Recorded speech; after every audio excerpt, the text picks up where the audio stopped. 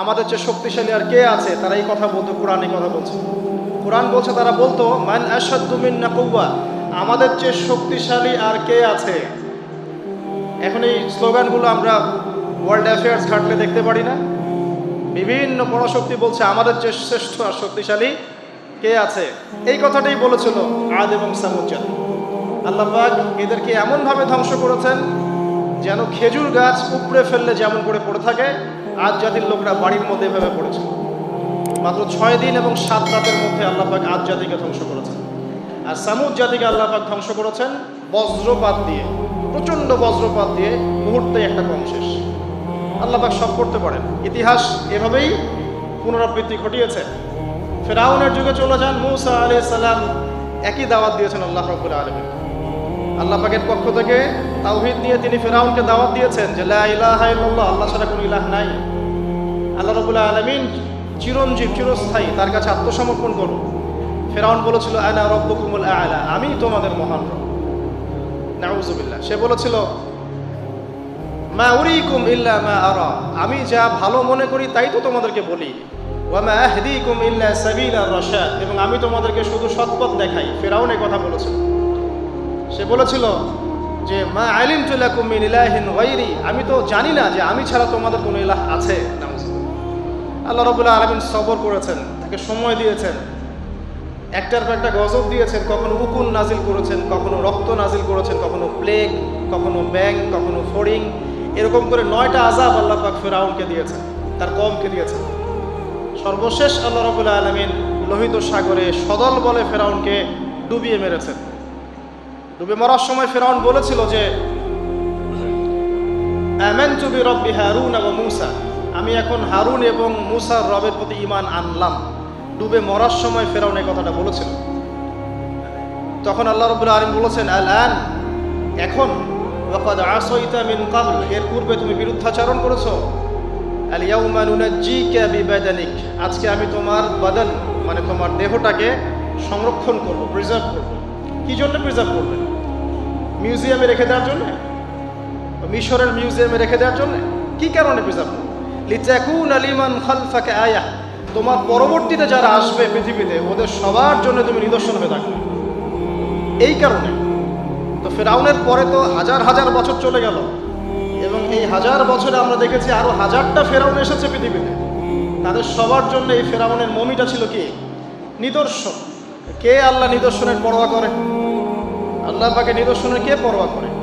আমাদের কনসেপ্ট এখন এমন, ইন হিয়া ইল্লা হায়াতুনা দুনিয়া, এই দুনিয়ার জীবনটাই আমাদের হায়াত। নামুতু ওয়া নাহইয়া, আমরা এখানেই বাঁচি, এখানেই মরি। ওয়া মা নাহনু বিমাবউসিন, আর আমাদেরকে পুনরুত্থিত করা হবে না। কোনো মানুষ যদি পরকালীন কনসেপ্ট লালন করে চলে, সেই মানুষ কি বেনামাজি থাকতে পারে কিনা? সেই মানুষ কি যাকাত না দিয়ে থাকতে পারে কিনা? যে মানুষ পরকালে বিশ্বাস করে যে আল্লাহর সামনে আমাকে দাঁড়াতে হবে একা একাই, আমার ইমাম, আমার পীর, আমার অমুক, আমার তমুক নেতা নেত্রী কেউ আমার সাথে যাবে না, আমাকে একা আমার আল্লাহর সামনে দাঁড়িয়ে হিসাব দিতে হবে, এই কথা যে চিন্তা করে, সে কি নামাজ না পড়ে থাকতে পারে কিনা? সে কি যাকাত না দিয়ে থাকতে পারে কিনা? সে কি দুর্নীতি করতে পারে কিনা? মানুষকে ঠকাতে পারে কিনা? সে কি সুদ খেতে পারে বা ঘুষ খেতে পারে? সে কি জেনা করতে পারে? সে কি কাপড় খুলে দিয়ে উন্মুক্ত হয়ে ঘুরতে পারে কিনা? এখন তো উন্মুক্ত হওয়ার সংস্কৃতি চলছে নাকি?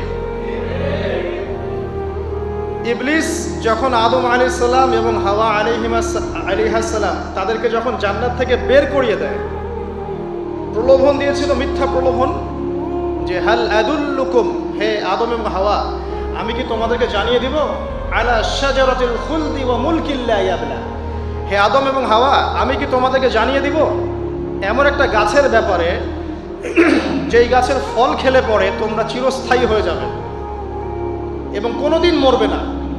এই যে চিরস্থায়িত্বের টোপ আর অমরত্বের টোপ, এই দুইটা টোপ দিয়ে আমাদের পিতামাতাকে ইবলিস জান্নাত থেকে বের করে দিয়েছে। এখন পৃথিবীতে যত মানুষ পথভ্রষ্ট হচ্ছি আমরা, আমাদের এই দুইটা খাসলতের কারণে। আমরা অমরত্ব আশা করছি, আমাদের চলাফেরা দেখলে মনে হয় আমরা মরবো না, পরকালীন কনসেপ্ট বাদ। একটা হচ্ছে চিরস্থায়িত্বের টোপ, ক্ষমতা, এই যে ক্ষমতার দাম, এই দুটো আমাদেরকে কিন্তু পথভ্রষ্ট করছে। ঠিক একই অস্ত্র ছিল ইবলিসের। সূরা আরাফ পড়ে দেখেন, আমি কোনো কিছু বানিয়ে বলছি না।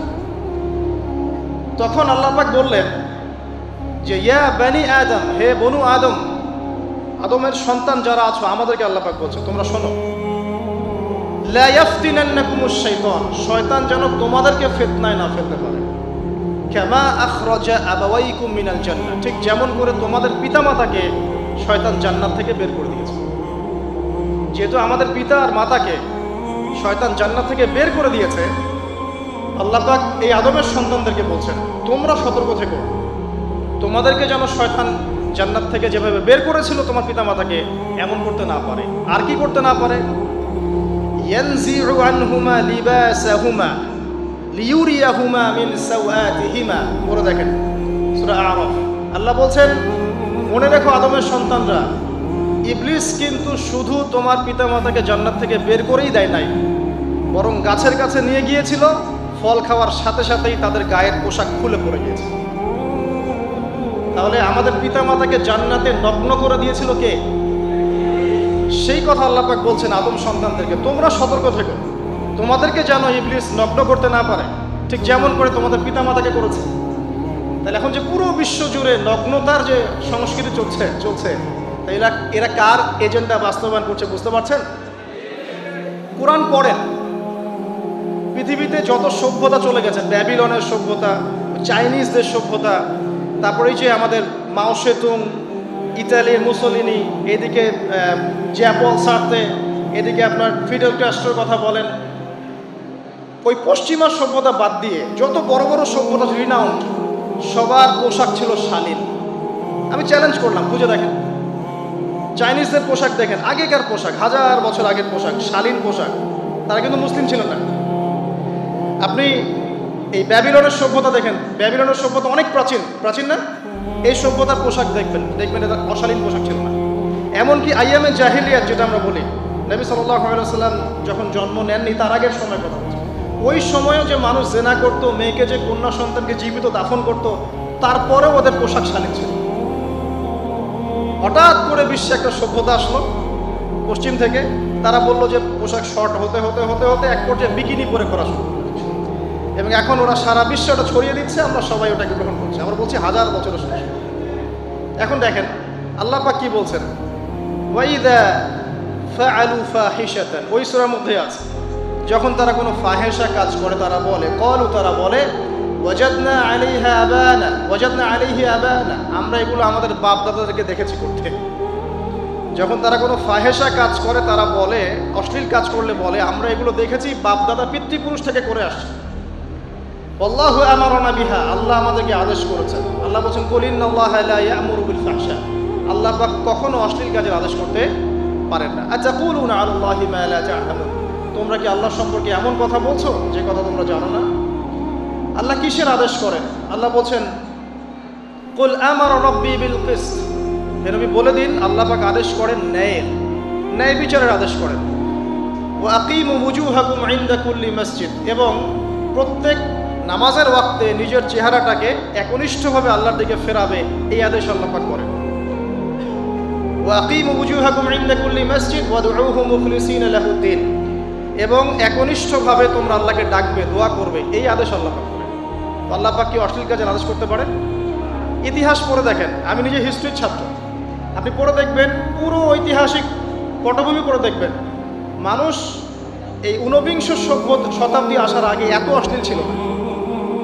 এখনকার বিশ্বে যত সমস্যা চলছে, কয়েকটা বলি, রিবা বা সুদ, জেনা বা উন্মুক্ত যৌনাচার, তারপরে বেপরদামি অশ্লীলতা, 4 নাম্বার আপনার মাদক, ঠিক আছে, বা আছে যে বড় মহামারী পর্নোগ্রাফি, যত বড় বড় মেজর সমস্যাগুলো চলছে যেগুলো ইয়াং জেনারেশনকে ধ্বংস করে দিচ্ছে, এগুলোর ম্যাক্সিমাম এসেছে কিন্তু পশ্চিম থেকে।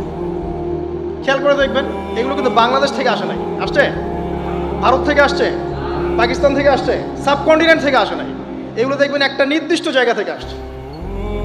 তো এই কারণেই আমাদের সতর্ক দৃষ্টি রাখতে হবে যে বস্তুবাদী উন্নয়ন সব কিছু নয়।